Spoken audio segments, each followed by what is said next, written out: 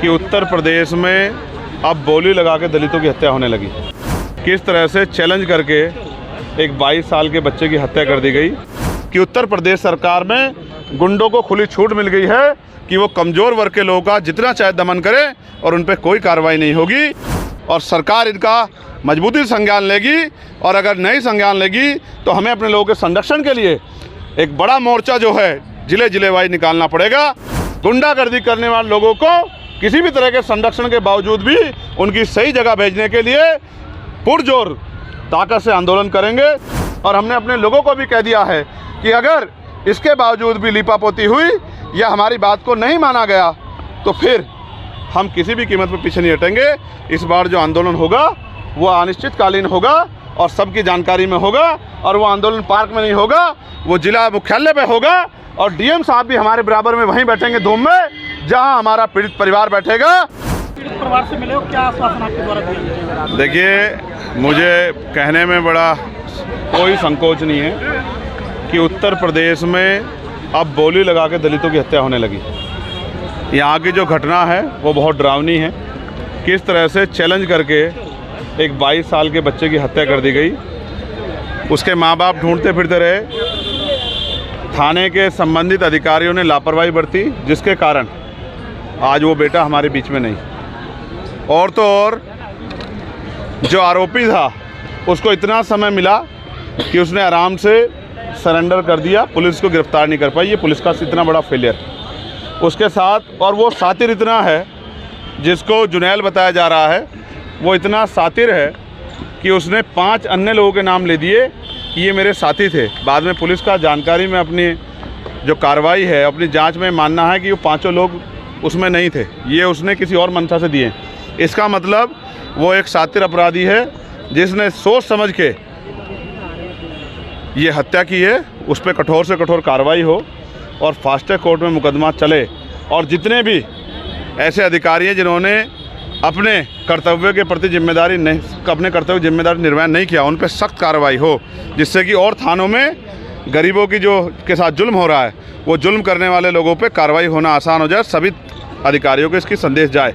साथ साथ परिवार की हालत बड़ी कमज़ोर है, तो हमने परिवार के लिए 50 लाख रुपए की आर्थिक मदद की मांग की है, क्योंकि उनका जो यही कमाने वाला बच्चा था, इस बिटिया के भी 2 बच्चे हैं और उनके माँ बाप भी वृद्ध हो चुके हैं। इनके लिए भी हमने मांग की है और एक सरकारी नौकरी की हमने मांग की है, परिवार की सुरक्षा की। और साथ साथ उसमें जो संलिप्त और लोग हैं एसपी को और यहाँ के ज़िले के अधिकारियों को हमने बताए हैं। तमाम तरह से ऐसा लगता है कि उत्तर प्रदेश सरकार में गुंडों को खुली छूट मिल गई है कि वो कमज़ोर वर्ग के लोगों का जितना चाहे दमन करे और उन पर कोई कार्रवाई नहीं होगी। हम ये उम्मीद करते हैं आज की इस घटना के बाद, और ये जो हज़ारों लोग आज यहाँ अलीगढ़ में इकट्ठा हुए हैं, इनके आक्रोश को समझते हुए जिला प्रशासन, पुलिस और सरकार इनका मजबूती से संज्ञान लेगी। और अगर नहीं संज्ञान लेगी तो हमें अपने लोगों के संरक्षण के लिए एक बड़ा मोर्चा जो है जिले जिले वाइज निकालना पड़ेगा। हम किसी भी कीमत पे जुल्म जाते बर्दाश्त नहीं करेंगे और गुंडों को सज़ा मिले, इसके लिए हम लगातार संघर्ष करते रहेंगे। हमारी ये मांग भी है कि लापरवाह अधिकारियों को चार्ज ना दिया जाए, गैर जिम्मेदार अधिकारियों को किसी भी कीमत से चार्ज ना दिया जाए और गुंडों की मदद करने वाले अधिकारियों पे मुकदमे दर्ज करके कार्रवाई की जाए।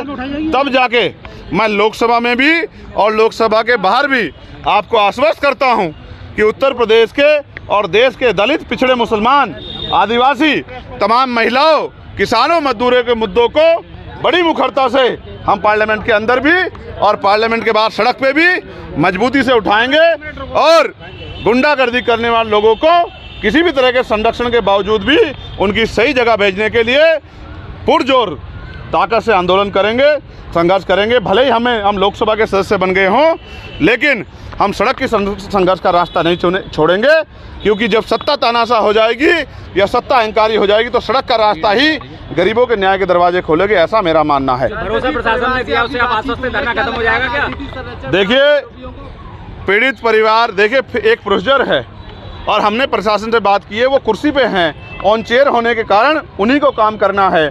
हम उनको पर्याप्त समय दे रहे हैं और हमने अपने लोगों को भी कह दिया है कि अगर इसके बावजूद भी लीपापोती हुई या हमारी बात को नहीं माना गया तो फिर हम किसी भी कीमत पर पीछे नहीं हटेंगे। इस बार जो आंदोलन होगा वो अनिश्चितकालीन होगा और सबकी जानकारी में होगा, और वो आंदोलन पार्क में नहीं होगा, वो जिला मुख्यालय पे होगा, और डीएम साहब भी हमारे बराबर में वहीं बैठेंगे धूम में जहां हमारा पीड़ित परिवार बैठेगा। अगर हमारे पीड़ित परिवार के आंसू निकलेंगे तो यहाँ के अधिकारियों का पसीना भी वहीं छूटेगा। इस बात का भी हम आश्वासन देते हैं। आप भी बैठेंगे धरने पर? मैं स्पष्ट करता हूँ कि वो अनिश्चितकालीन आंदोलन हमारे नेतृत्व में ही होगा। अगर यहाँ का प्रशासन और यहाँ की पुलिस इसी तरह से लापरवाही करेगी तो ये आंदोलन बहुत जल्द होगा। समाज को आह्वान आपने किया मजबूत करने के लिए, अब चुनाव होने वाले हैं, भीम आर्मी किस तरीके से तैयारी? मैंने अपने लोगों से ये आग्रह किया है कि ये लोग भी बहुत मजबूत हैं, पहरेदार हैं और महापुरुषों के मिशन को आगे बढ़ाना चाहते हैं।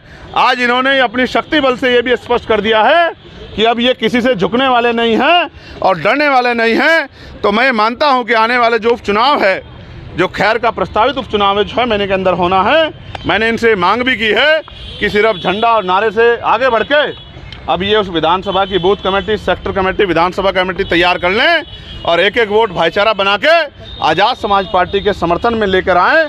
और जो आवाज़ जिस तरह इन्होंने दिल्ली में अपनी आवाज़ पहुँचाई है, तो अगले 6 महीने के अंदर उत्तर प्रदेश की असेंबली में भी इनकी एक मजबूत आवाज़ जानी चाहिए, जो यहाँ के कमज़ोर और हक वंचित समाज के लोगों से, यहाँ की सरकार से आंख में आंख डाल के सवाल पूछे। कितनी सीटों पर तैयारी है? कितनी सीटों पर तैयारी है? ये पार्टी का इशू है, मेरा इशू नहीं है। पार्टी के नेता खड़े हैं, मंत्री जी खड़े हैं और प्रदेश अध्यक्ष जी और जिले के मंडल के लोग हैं। इनका फैसला मैं तो वर्कर। प्रियंका गांधी बाइट से चुनाव लड़ना। एक सेकंड, आपकी पीड़ित परिवार से बातचीत हुई, क्या लग रहा है राजनीतिक दबाव है इस मामले में आरोपियों को? देखिए, मैं ये मानता हूँ कि यहाँ के जो एसएसपी हैं, मैं उनको पहले से जानता हूँ, एक अच्छे अधिकारी है। मैं इनसे ये भी उम्मीद करता हूँ, उन्होंने मुझसे बताया है कि बहुत देर से मेरे संज्ञान में मामला आया, लेकिन उन्होंने मुझे आश्वस्त किया कि वो किसी भी तरह के दबाव को ना लेते हैं और ना इसी मामले में लेंगे। लेकिन अगर हमें कहीं, क्योंकि न्याय करने से ज़्यादा न्याय होना बहुत ज़रूरी है, दिखना बहुत ज़रूरी है, कहीं भी अगर हमें अपने स्तर पर लगा तो फिर हम इस संघर्ष को आगे बढ़ाएंगे।